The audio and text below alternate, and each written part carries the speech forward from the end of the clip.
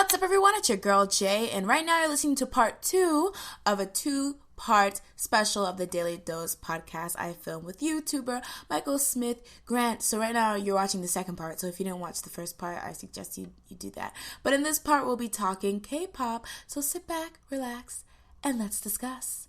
There's been like a lot of comebacks, a lot of different music that's come out. So I'm mostly going to be talking about that. So let's start off with Red Velvet. They are coming back with the long-awaited The Velvet. So have you been following the teasers? Whose teaser did you think looked the best? Out of the song snippets, which one kind of caught your eye? Basically, what do you think so far? So Red Velvet, you know, this group, I'm not, when they first came out with Happiness, I was one of those people who was like, what is going on? Why are they doing this? Like, please God, no God, stop. Like, that was in the beginning.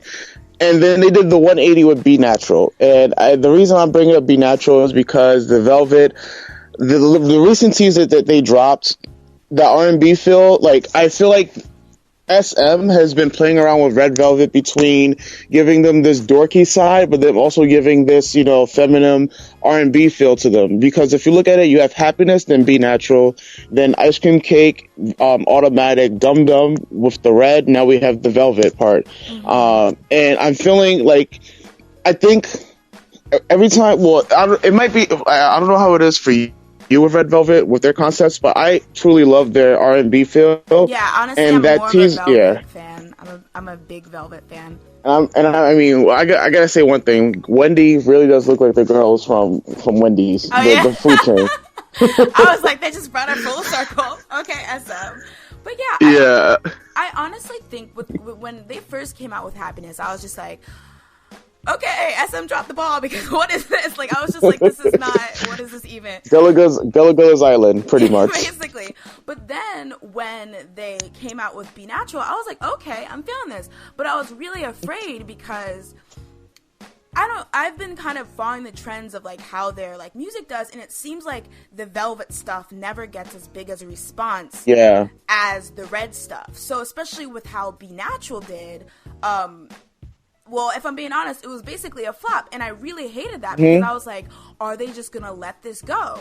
So when they came out with Ice Cream Cake and they had the double sided, or the double title track with Automatic and Ice Cream, once again, I actually liked Automatic better. So it kind of made me sad when they kind of let go on promoting it and things like that.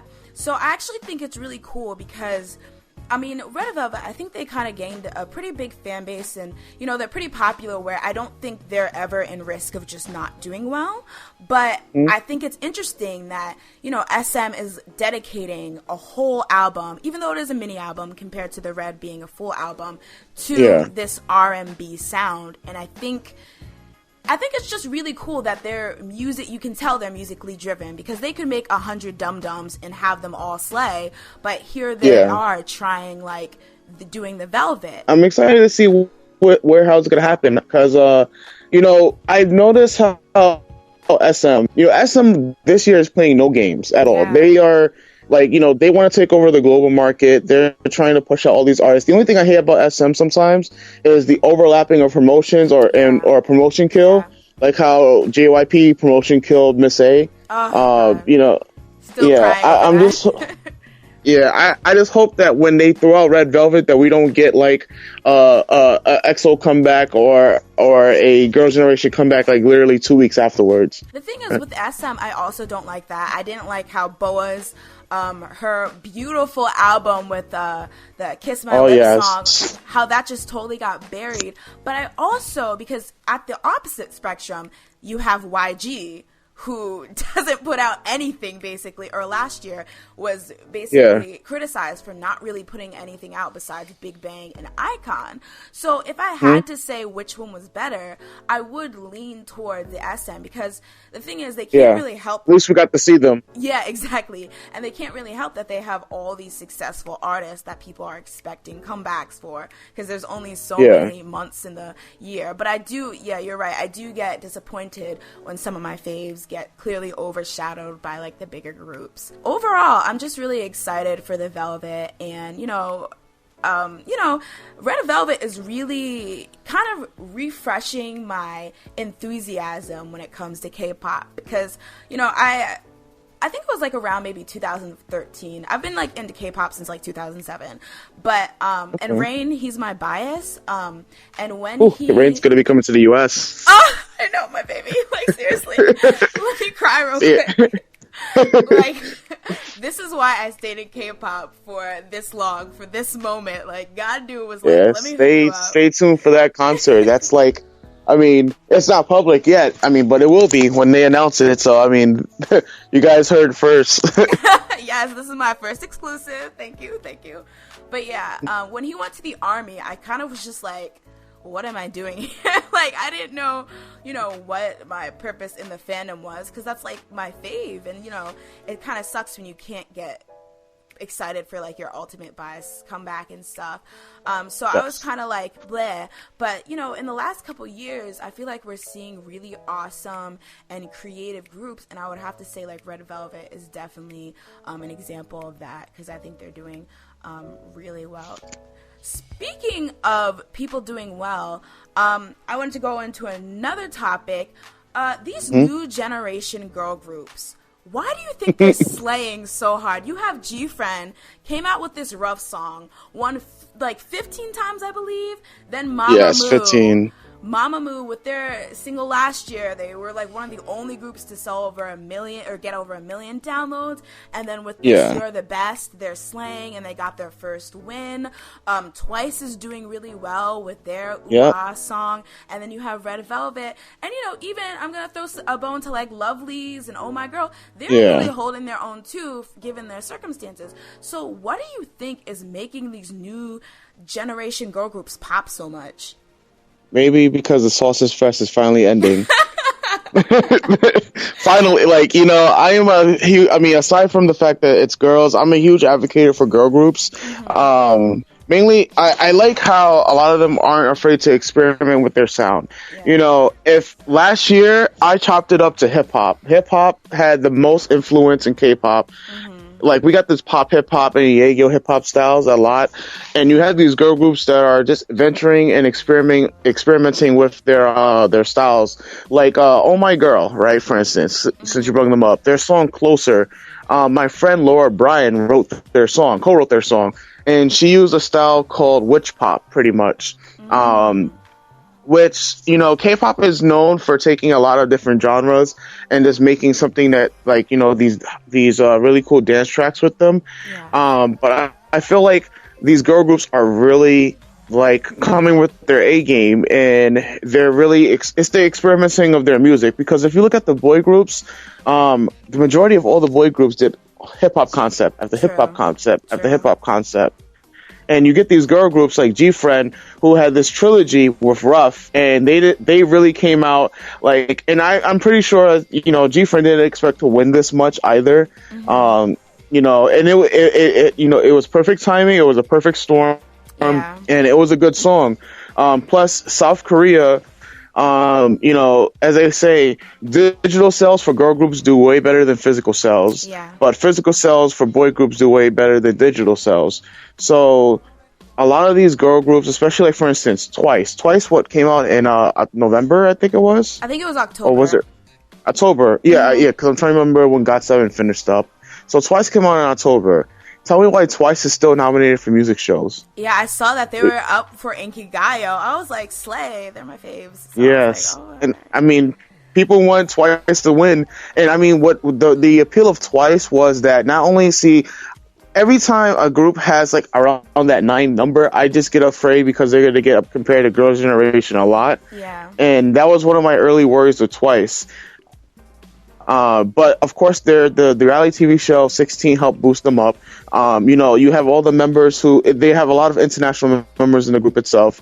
You have Zuyu, who is, you know, even though she's coming off the controversy, you know, she's still being coordinated as like the new hot thing from Suzy and Sohyun from AOA. So I mean, the netizens are getting behind Twice because JYP has now fully, I guess you say, given into Twice. Now that, I guess you could say, sadly, that the time for Miss A looks like the window is closing on them. Yeah, unfortunately. Sadly to say. Yeah, and it looks like it's the girl group boom. Last year definitely was the beginning of the girl group boom. G Friend, a lot of people were like they were talking a lot of crap about G Friend last year, but these the reporters were like, hey, G Friend's gonna be like the next big thing, and here we are a whole year later, they're slaying music charts everywhere. But it does put a question mark because G Friend has done these cute concepts. Where do they go from here? So, I mean, that's going to be looking forward to. That's going to be interesting. I am kind of sad that Lovelace is getting lost in the shuffle. Yeah, and the thing is, it really sucks because for what it's worth, they're not even doing poorly. It's just like these new girl groups are doing so well. It's so easy to get lost in it. Like, they seem to be getting a lot of support, and, their Achu song is still on the charts. So it's not even like, they're completely flopping. It's just really hard to keep up with the success with some of these girl groups. I wanted to just add on, I think a lot of the success also has to do with the fact that, at least for SM and JYP, I feel like they've had so many they had their two big girl groups, which they kind of could do trial and error, because I remember one of the statements for when they were talking about Red Velvet's concept, it was that it was a cross between SNSD and FX, and it's like, how perfect could you get? Like, you have this nation girl group, and then you have FX, which is known for great music and really interesting concepts. You put them all together, how can't you get a really popular group? And for JYP, they're kind of known, no shade, but kind of known for making quote-unquote mistakes with girl groups. A lot of people still think it was such a mistake for him, or for JYP to have taken one of the girls to America, and with the whole Suzy getting too big to be in Miss A. So I feel like heeding that and seeing what worked and seeing what didn't work is kind of helping with Twice as well. So I mean, I'm still mad that the arc is nowhere to be found. The arc, like, literally, I think about that 3 times a day, I swear. I'm just like, but where's the arc? Where are you? Like, I am happy, like, for instance, there's a lot of, like, I really got into AOA a lot, mainly because I also met the girls, and they're really nice girls. Jimin, she's really different from Unpretty Rap Star. Like, what you saw in her most recent music video with her being really giddy and stuff like that. I will say this, that she doesn't, like, her rapping voice is not how she talks in real life, because I was like, I've seen some other interviews and sometimes she'll be in that same voice, but when she was at KCON last year, her voice was really different, and she's a devil. Like, I mean, she's flirtatious, it's kind of funny, but she's really cool. She's cool peoples, even though, I mean, Choa's still the bae, but Jimin's cool peoples, but yeah, I mean, girl groups, they're on the rise, finally. I mean, it's been a while. Yeah, honestly. So let's get into another comeback discussion. E-High came back with High Ground with a new album after, it's been, I think her last solo album, it was in 2013, right? Yeah. Yeah, so it's been 2 full years since she's done, like, a solo project, but she's come back, and I just have to give 2 thumbs up to Tableau and what they did with this album, because it's very good. What were your thoughts on her sound and on the direction she's taking with her music? I want to know, at what point did they decide that having Doki on the track was going to be solidified and the name of that song? I want to know exactly. What I wanted to know is that when Lehigh got the lyrics for that song, like, what was her reaction when she said that she could curse in that song? Like, I just want to know what was going through her. She said, "Oh my god, I get to curse in this song," because this is my favorite song on the track. Don't get me wrong, like, because I mean, she just says it like so smoothly. But I mean, the track, I really do like it. I do wish. I mean, see, I guess I look at it like this. This album was more experimenting for the full album. Because they didn't really experiment a lot, and I was looking for Lehigh to take a lot more risks in her artistry and in her sound itself. It's great to hear her again, and I feel like the reason why there's a half album and then there's a full album coming back is because of the same thing that happened with Winter. You can't just go away for 2 years and your fans still stay there.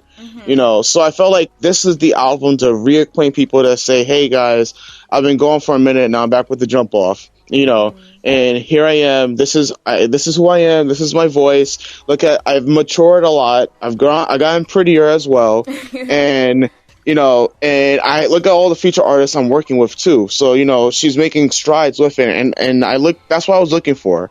I was looking to see if they was going to use this as a platform for the, I guess you could say the big shebang, the real deal, when she drops the full studio album later this year. But you can hear it in her voice. Like, she's gotten way better control over her vocals. Her vibrato is way clearer. And she's just flourishing. She just needs, I guess you say, Tableau's providing her the right platform. The fact that they did collaborate with SM for this, which can lead them for, Junghyun of Shiny, but it can lead them up for a lot more collaborations, from here on out. I will say this, that I did like Hold My Hand more than Breathe, mainly because, just for me, if you're a powerful vocalist like Ihai, or like, for instance, like a Hyorin, we know you can slay OSTs all the time. It's the other songs that, you want to see what they can do with it. So that's why I wasn't too overly impressed with Breathe, because we already know what she can do, and from giving her past songs, we already know how well she can sing OSTs, and there was nothing, I guess you could say, different with the song Breathe. But that's why I guess I like Hold My Hand more, because I felt like she has this raspier, this type of jazzy vocals to her. So I guess that was just my initial reactions to seeing her with her comeback so far. I guess to wrap up the discussion on Ihai's comeback, what would you say your top 3 songs from the album are? Definitely it has to be Fuck With Us, then Hold My Hand, and then her track with Mino. Oh, World Tour. Yeah, World, yeah. Yeah, I like World Tour, Official, and I would have to say, probably Fuck With Us as well. Okay, so moving on. So Jessica keeps playing with us. Like, first there was a comeback announced, and then it was announced she signed with a new label, Cordell Entertainment. And finally, we've been given some information that apparently she's now in the midst of filming the video in private. So, what do you think's gonna happen with this comeback? For some reason, I'm really skeptical that it's a thing. I know she's been on record saying that she still wants to do music and that she's interested in having this solo album. But what are your thoughts about it? Okay, so here's how I'm looking at it. Literally yesterday, right? Because it's kind of interesting. This is literally yesterday. I met with the reps for my company with SeoulWave, right? And we were talking about Jessica, literally, because one of the reps she's a really big fan of Jessica, and one of our goals was to actually bring Jessica for a fan meet here in New York. It's probably around the time for KCON. And we were looking at it, I don't know if you know, but Tyler Kwan's company it's based in New York, Hong Kong, and South Korea. And from I guess you could say, from inquiring about Jessica, like, all right, it's happening. So this music video is definitely happening. That's one thing. Oh, yay! So the music video is happening. The album, I don't know if it's a full album right now. It might be a solo album, but we know the music video is happening. The song is definitely coming out. Is it coming out March? That remains to be seen. But it's definitely coming out before KCON, because they still have this whole Jessica and Crystal special that's going to be going on again. So that's another thing to look forward to. I mean, like a season 2 of their show. Yeah, but it's good. I don't think it will be to the whole fact of their show, because of course Crystal's still under contract with SM, and right now there's some bad blood as it is already. But it's an interesting situation, I guess you could say, when you look at it, because Yuna just came with her song, and her song pretty much not a lot of people were feeling it, and Yuri was supposed to release a song, so I say this, Jessica's song is gonna come out, and I have a feeling that for SM Station they're going to release a song from Girls' Generation member at the same time. So shady. So you do think that, because the thing is, there's been a lot of debate, while clearly there was some stuff going on with Jessica and SM, a lot of people felt as though SM wouldn't, essentially JYJ her because she was easily let out of her contract and they kind of split ways. It wasn't like an ongoing battle like you saw with SM versus JYJ. So a lot of people thought that, while Jessica's not under SM and it was kind of awkward how she left, there would be no essential cock blocking from SM's side. So you're saying that there probably will be some shadiness from SM, in your opinion? Yeah, there will be some shadiness, but they can't JYJ Jessica. It's going to be impossible. One, because they passed the JYJ law, so that it can't happen again. And now, officially JYJ can promote on music shows once they come back from the army. And the other thing is that Jessica has grown to be like the second biggest thing in China as well. From a music standpoint and from just her marketing standpoint, like she was on Forbes list as well. So it's gonna. They can try. SM can. Because SM, they're worth $700 million as a powerful company. But it's just, the shadiness will be there, but in terms of like power playing on music shows, I'll look for it more so in the fact that I don't think Jessica will actually perform on music shows. I don't think she really needs to either. As it is, the netizens are gonna hate her because she's coming back to do music and she's doing it without Girls' Generation and whatnot. But you know how it is. Netizens hate her. Us international fans like her. The shadiness is going to be there, but it's not to the point where you're going to see like a major power play and whatnot, because I don't think SM wants any more lawsuits as it is. So in terms of her actual music, what sound either would you like to hear from Jessica, or do you think she might shift towards?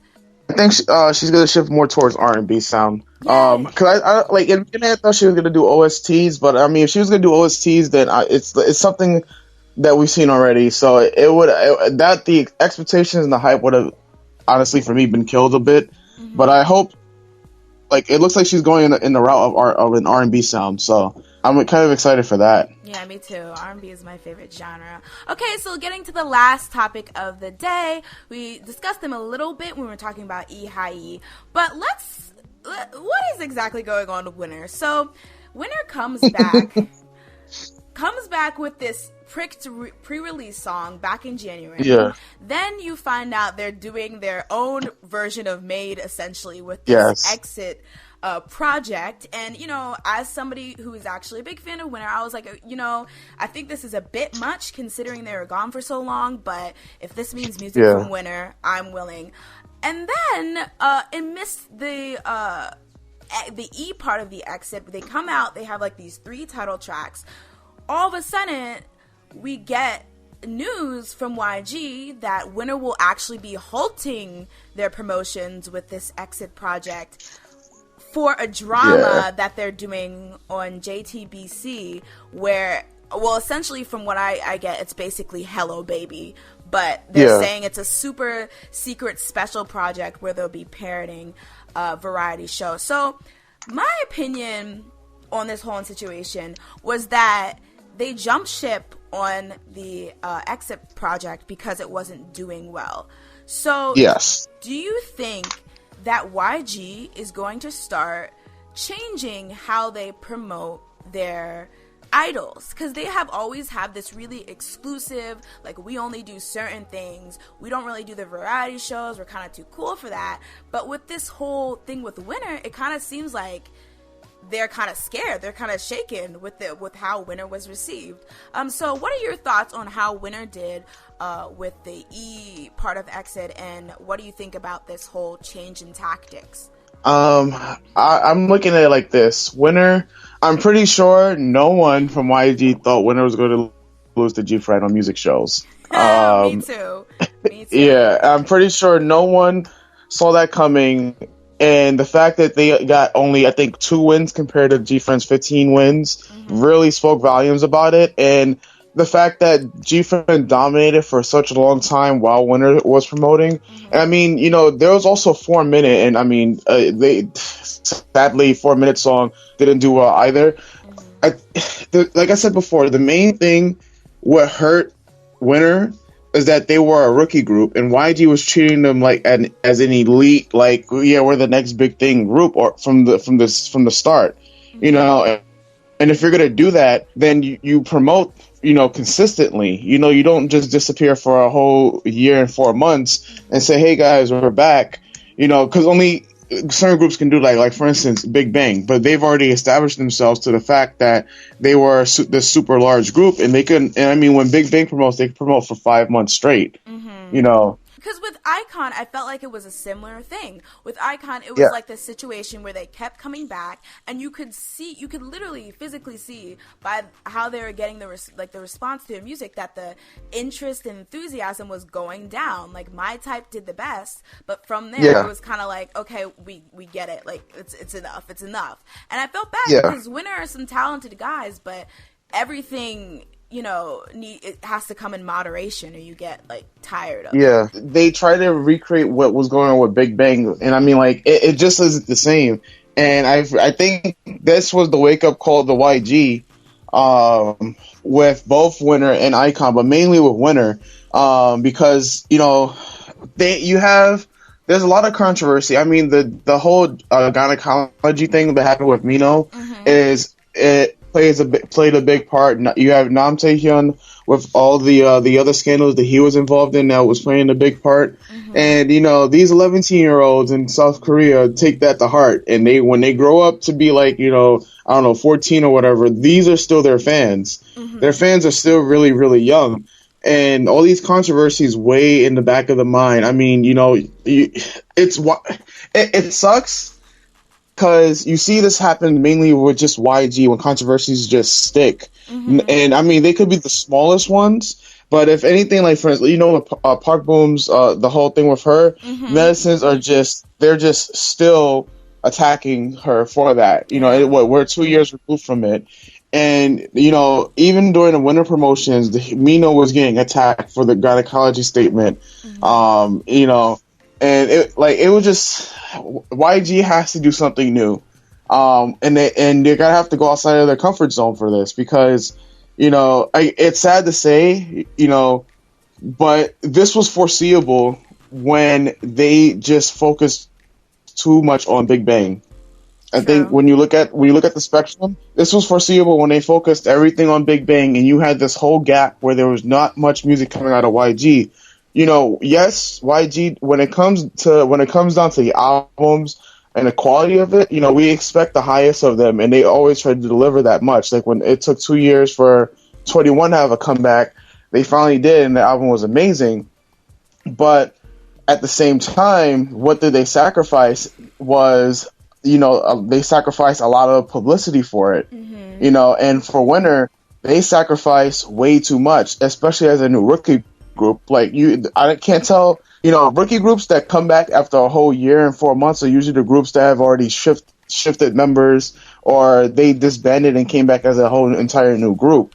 There's no other rookie group that you can really name that's been on a whole year and 4 month hiatus and just came back and said everything's all right. And I guess this was the wake up call for them. I mean, the way it is right now, the hype for the E movement has already died down. And I mean, they came at us with 3 music videos.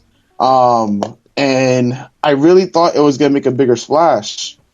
But the sad fact is it didn't, as it would have been hopeful. The thing is, though, I think the problem is, like, kind of like what you were saying, is that, like, you're treating them like they're Big Bang when they're just rookies.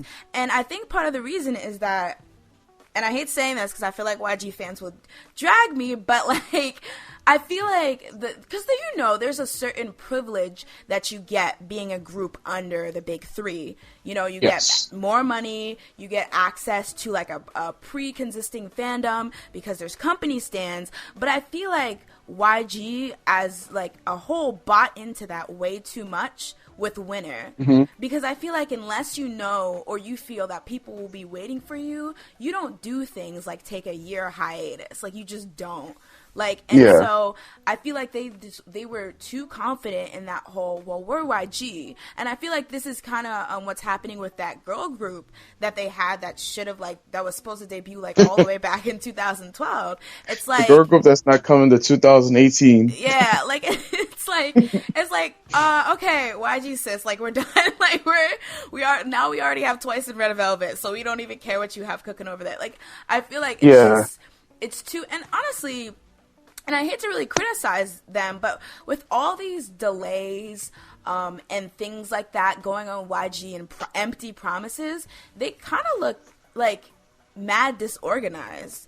Like, it's just like, when I see them, it doesn't seem like SM gets a lot of criticism for the way that they treat their idols and things like that. But SM really seems like a well-oiled machine and, like, efficient. In terms of popping out new stuff. But YG, it's just like, what are y'all even doing over there? Like, it's the weirdest thing. And so I definitely think Winner, like, they're a talented group, but they just suffered from the fact that, like, no matter what company you're under, there's a certain point where people are just not going to care anymore. Like, I feel. And I think that's what's going on mainly right now. It's that they have to rebuild Winner from the ground up. The hype that they had when they debuted, you know, and a lot of people like reaction wise, they were indifferent about Winner's songs because they came out with 2 slow jams. And then they came out. I think this time they came out with 3 slow jams. Yeah, if I'm correct. Yeah, and I'm like, what is the Winner? What's the Winner? Like, what's going on? Like, and I mean, like, and also with Icon, like. You know, I was hyped for Icon, and I still say this with Icon, like, you know, the hype for Icon kept going down because I felt like the releases that are expected and what we were sold with, you know, with Shino Shija and a lot of the other hype releases, like, we're getting, for lack of a better term, a lot of stuff that you would hear Big Bang do. Yeah, and so, I know Icon and Winner fans hate when you say that, but if I'm being honest, it's true. It's like, you know, and I mean, you know, they're gonna hate it, and I mean, but it's just what I hear.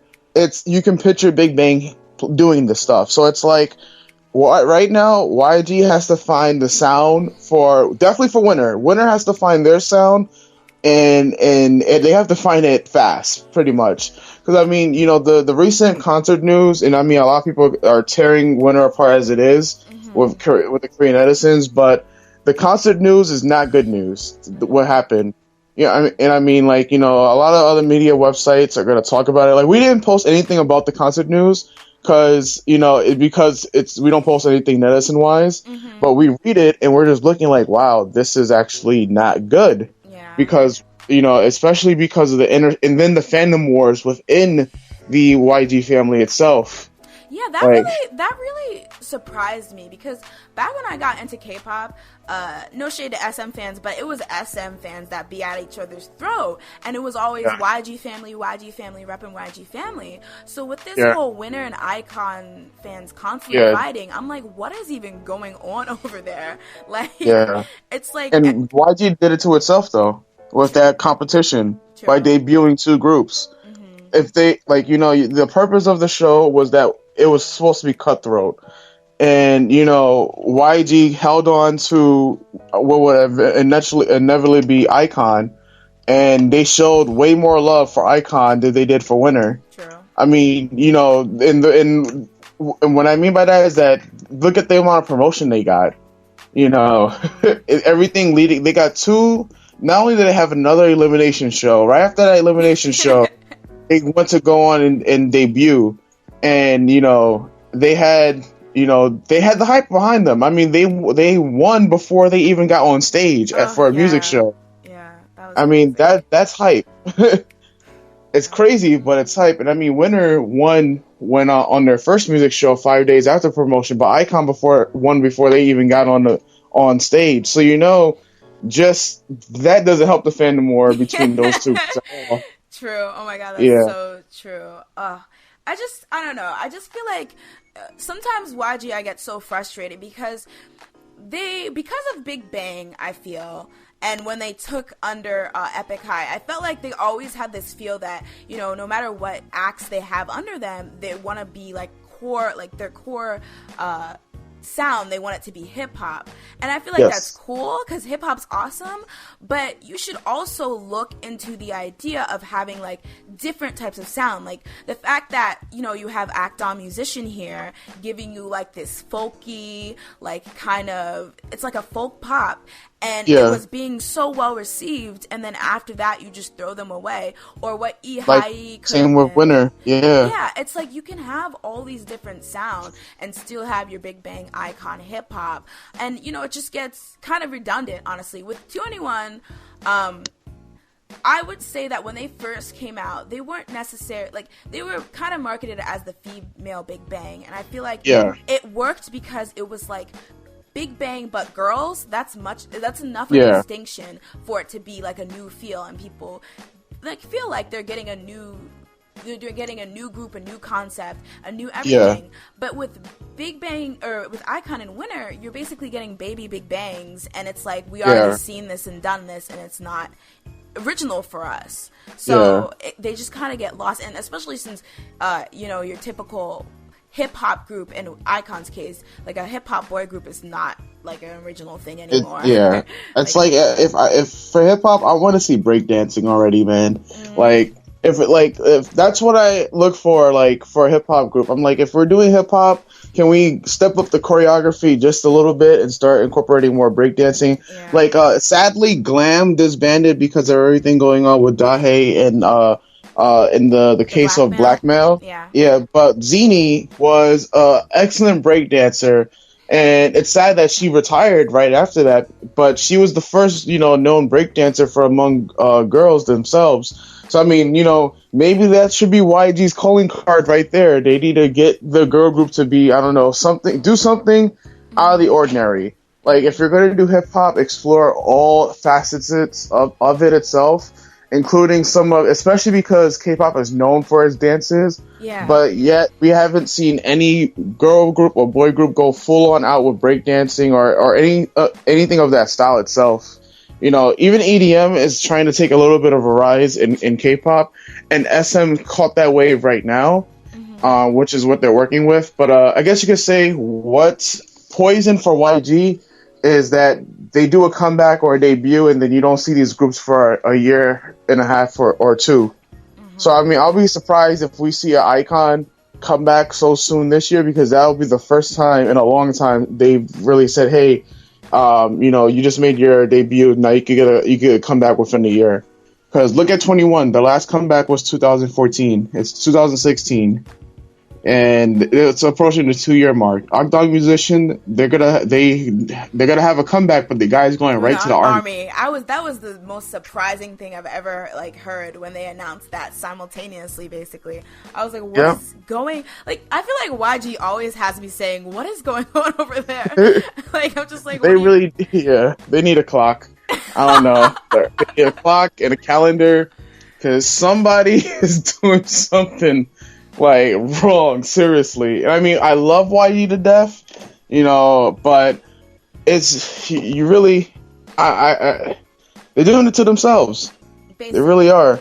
And I mean, we're gonna wait for that Big Bang album, the full album, forever. Yeah, exactly. Like, what is that even? Like, oh my god, just think about it gets me mad. Like, what are y'all even doing? Why are y'all doing this to me and to you? But yeah, so hopefully YG just gets it together, and we can get some consistent music out of them. I feel like that's fair to ask. That's fair. Yeah. So wrapping things up, there's a lot of groups that have debuted, have kind of risen to prominence over the last couple years. So if you had to pick your top 5 K-pop faves currently, who would it be and why? My top 5 K-pop groups right now? Yeah. Ooh, that one. That one is hard. All right, so dang, I don't know if I can really give an order, but I can give 5 groups. Yeah, you can just do your top 5. It doesn't have to be in order. Okay. So definitely on the top 5 list is definitely Mamamoo. Because vocally they are what Speaker was supposed to be, and what Chris and Cry was supposed to be as well. Because when both Speaker and Chris and Cry, when Speaker debuted, everyone loved them for their vocals and their concepts. When Chris and Cry debuted, everyone loved them for their vocals and the dancing concept as well. But Mamamoo, they took the longer way to fame, I guess you can say. And now they are owning the vocal aspect of being the top vocal girl group, especially because of their quirkiness that people love a lot. So they deserve to be, they're deserving. They just recently got their 5th win, so they're deserving of everything. Let's see. I would love to say Twice. I'm expecting them to be a top group. Woo! Me too. Yeah. I love them. Them to be a top group. What exactly about them do you think stands out in terms of like all the people who are out right now or debuted recently? From what I got with Twice's debut, I believe in their choreography to be transcending a lot of things that we've seen. A lot of things that we've seen and a lot of things that we will see in the future. That dance break is still still giving me like the feels to this day, and I just want to see a lot more of that. I mean, I don't know how far they'll take it, but with that concept, the urban clothes that they were wearing, it looks like Twice can pull off any concept. So they might even venture off into hip hop. You never know. They might even go with the GOT7 route, what they did for If You Do, which would be pretty cool. And something that a girl group, that's challenging for a girl group, in terms of popularity and how popular concepts are in Korea. But I definitely see Twice being the successor to Miss A and to Wonder Girls, especially because you have Zuyu, who is now going to be she's becoming the next big thing. You have they also have the internationality with them, so they can go to China. Well, China's kind of messed up right now. Yeah. Maybe not China right now. Maybe not China right now, but Taiwan. Japan they still got. They got the U.S. So and of course they have Korea, Taiwan. So Twice. Their popularity will rise. Everyone's already waiting for the next comeback as well. So I'll say Twice, definitely. Now, what do you think? Because a lot of people do see that Twice is bubbling and they have a lot of potential, but a lot of people compare it to the fact if you think about it, it's not that different from the way that both Miss A and Wonder Girls popped off in their beginning of their debut. Like Miss A had the big hit Bad Girl Good Girl in 2010. They even won, I think, Best Song of the Year that year. And then Wonder Girls, even though Irony wasn't that big, Tell Me was the same year they debuted, and that was also signed. So a lot of people are saying that what if they follow the pattern of being really big at first, but then fizzling out and not being able to survive? Yeah, if Twice fizzles out, then this is going to be completely on JYP himself. Because this is the 3rd time, and they say you don't get a second chance to make a first impression. And you would think that with what's going on and what's happened with Suzy and Miss A, and then everything with Wonder Girls, you would think that they would have it all together. And right now, I am praying that Zuyu, even though she's super popular right now, I'm praying that they don't go overboard with her promotions the same way they're doing with Suzy. Yeah. Because if that happens, then that is going to be the same thing with Twice. But yeah, I would put Twice there. To be honest, BTS. Oh, I love them so much. I agree. Yeah. BTS, I said this before, when BAP, because BAP is even though they are my favorite boy group, what hurt BAP was the lawsuit and that long hiatus, and the BAP fans, a lot of them became BTS fans because BAP and BTS were on a similar path. And even though BTS is more of a concentrated hip-hop group, BTS really uprooted and transformed, and transcended the hip hop genre for them within, the hip hop genre within the confines of pop concepts. So, right now BTS is on the rise, and literally, like, even at KCON, the only thing that like the first event that BTS came to for KCON in LA in 2014, you can ask anybody. G Dragon was supposed to be headlining that show, but people came for BTS. Oh wow! And it was nuts for KCON LA. Everybody was wearing BTS, and this is when, of course, they were still a new group, and the love for them was crazy. And then, of course, you had the Highlight Tour and the Other World Tour that happened, and those were selling out like hotcakes. Mm-hmm. Like, so BTS definitely is going to be a top boy group. There we go. See, I want to say AOA mainly because AOA is capitalizing on the fan. Like, so here, all right. The reason why I like AOA is because, one, they're in their growing phase and their growth spurt of being a top girl group. Mm-hmm. And the one thing that they have going for them that Sistar doesn't have for them is the fandom. Mm-hmm. And the reason I say that is because Sistar, even though they are one of the best digital selling girl groups, right? Mm-hmm. But last year AOA was matching them on, a number of wins. Even though last year, Sistar was still winning out, AOA rose to fame mainly because of just, I guess you say, the dynamics that they have within the group. And the marketing team for FNC is really great. Mm-hmm. So they have that going for them.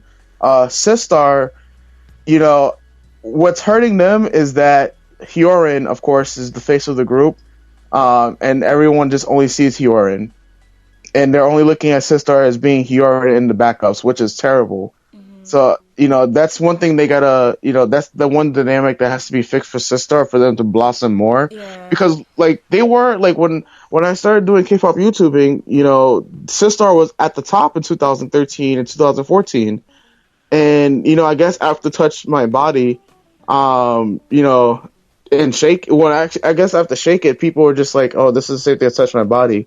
So, I mean, Sistar could be there, but I don't know. Like, I guess what would determine that would be their next comeback. I want to say SHINee. Definitely could be in it. Like, SHINee would definitely, like, me personally, SHINee will be there because they're just SM's long-standing group without any controversy. Mm-hmm. The thing about SHINee is that I feel like I love SHINee so much, but I feel like they really are FX's brother group in the sense that, like, as long as I've been in K-pop, aside from when SHINee debuted and maybe around Ring Ding Dong, there hasn't been SHINee mania the way that there was like Big Bang mania or like EXO mania. Clearly they're doing very well and they're all very popular, but I feel like they were never meant to be a mania group. They were always just supposed to be like a very strong and consistent group where you don't see them fading away like you've seen some of the past groups, but it's always been just a chiller attitude towards SHINee. And maybe because Showls are generally chill from what I've seen, but like it's always just really chill when it comes to them. Like nobody's which is good because you don't get the super crazies. You don't get the super crazy. Yeah, that's the one thing about SHINee. You don't get the super crazies, and I mean, SHINee has been in the game for a while, and I guess a lot of, they're always gonna have their faithful fans. Like when you look at SHINee, you also look at like Beast, which was at the top, back in the day. Mm-hmm. But now, even they've dwindled down. And I mean, of course, it all comes with management itself. Mm-hmm. Like, okay, SHINee's coming to North America in May. So that's going to be, that's also going to be a teller of how well and how to perceive them, because one, SHINee's never been to the U.S. for a full concert, but now they'll actually have a concert. Mm-hmm. So, you can always gauge the hype for that as well. Because, I mean, internationally wise, it's interesting looking at SHINee because in the spectrum of Korea, they're the third top boy group in South Korea. You have Big Bang, EXO, and then SHINee. Mm-hmm. And then after that is where people ask questions, well, who comes really after that? BTS has risen to that point where now they can be considered, among the top boy groups, but that's internationally wise. But still you have Infinite, and I would place Infinite in my top 5 because the fans for Infinite's always crazy. I don't even lie. The fans are always crazy, and Infinite is usually always good with their releases. Mm-hmm. But yeah, I mean, like it's interesting to see how everything is really shifting for K-pop. I mean, girl groups really are on the up and rising right now. I mean, you still have the long-lasting boy groups. You know, EXO's popularity is always going to be there. Um, Sad to say, no matter how many members they lose, they get more popular. True, Like, true. I think fans, like, I mean, this is going to sound in so bad taste, but I feel like them losing members almost made their fans even more. Like, they're like, we really have to protect them, so we have to make sure that they know that even though we lost such and such member, you know, we still love them. And so I feel like their mania, like, their fans' mania, like, is like, kind of like what you were saying, like, with a Sistar fan, I feel like if you're a Sistar fan, you'll say you're a fan, but doesn't mean you purchased the album. If you're an EXO fan, you purchased the album, the photo book, the two covers. You purchased like everything. Yeah, so like for me, like back in the day, because when Kara was like super super big, like everything you would purchase everything Kara. Like literally for me and a lot of my friends, literally like if Kara came out with 5 albums, we're purchasing all 5 albums. Yeah. And then you can only imagine how it was like in Japan, you know, because Kara, you know, being like the first girl group to be like I also looking to see who's gonna be like the next group at Tokyo Dome, because you know the Japan market is that big, and you know Kara being the first girl group and then SNSD being the second, you know 21 hasn't been at Tokyo Dome yet. Yeah, that's that. So you know you're also looking at which of these groups is gonna make that jump to be taking over the Japanese market. Right now, AOA is approaching that, you know, that level in Japan with their promotion. So that's why I'm looking at AOA becoming a bit better, but they need better songs. You know, they need something else to solidify them. Like for instance, they need an EXID type song, like where EXID has been enjoying the viral fame, but now you know the 15 minutes are up, and now it's like do or die for the next comeback. True. And I feel like that. I feel like a lot of groups, everything depends on their next comeback. True. Yeah, but that, you know, making this list is a lot harder. I mean, you know, there's a lot of groups that are given, but they're not necessarily my favorite groups. That's the main thing. You know, like I listen to EXO's music, but I don't like claim EXO, and you know that they're just not my personal cup of tea when it comes to, you know, music wise. You know, like I did like their album "Call Me Baby," but I'm just not into like the I guess you say the EXO mania. Yeah. Honestly, I've kind of been in and out. I was a huge fan. Like, I kind of largely ignored them. Even up until Growl, I kind of was just like, okay. Because, you know, I feel bad for saying this, but all the crazy stories you would hear coming out of their fandom, I didn't really want to associate myself with that. So I was just like, let me just stay away from them. And then I think what did me in was Overdose. I like the styling. Yeah, like Overdose is good.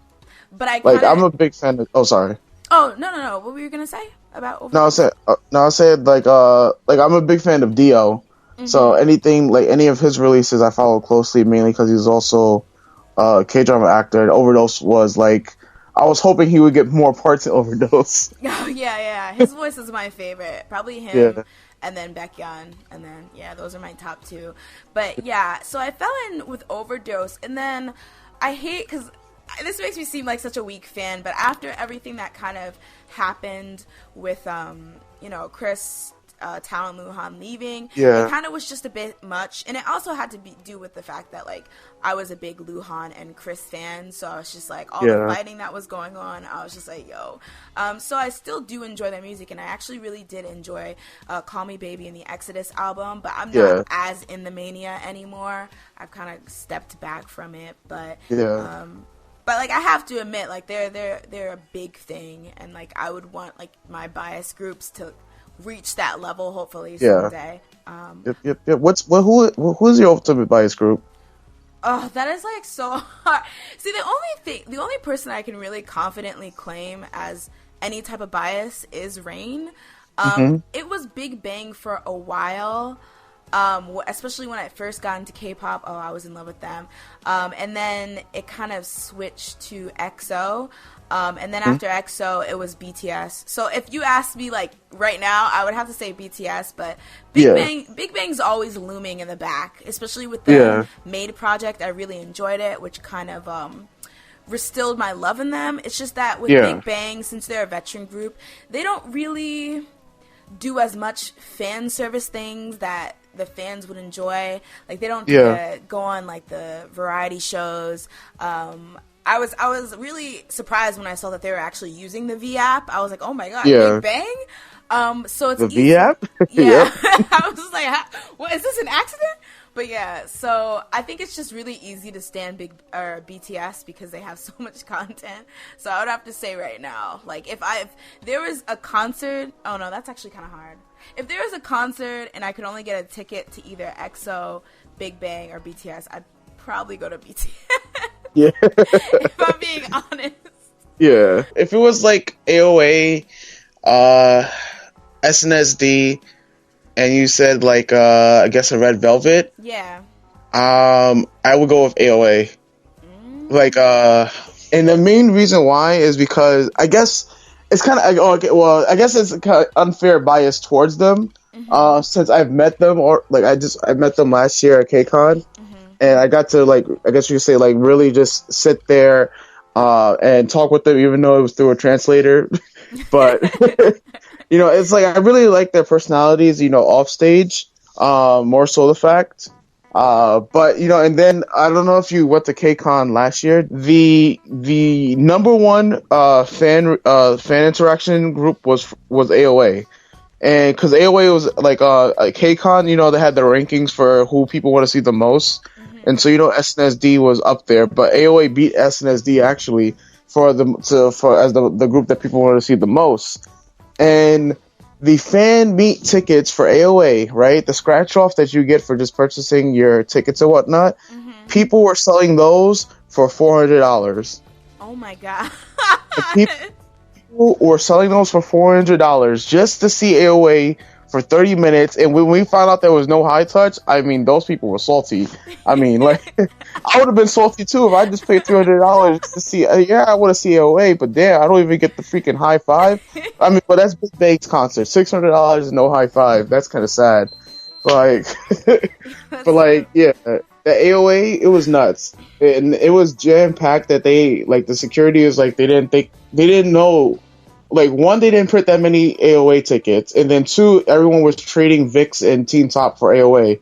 And I've never seen this many guys at a concert event ever. And when I mean that there had to have been at least 2,000 guys in that room, and I'm like, damn, man, where's the girls at? They were there, but it was just like, all you just hear is just like the fanboys came out for AOA in New York, and I heard LA was even crazier. They do give me like a very likable vibe. Like, as much as people, you know, drag Jimin's appearance on Pretty Rap Star, I actually thought she was really, really charming. And like some of the stuff that she would rap about, especially when it came diss wise, how she would kind of shy away from actually doing diss raps, and it would just kind of be like all inclusive raps. I thought that was really admirable. So I do really get the appeal. But it seems like they really bring out the fanboys, though.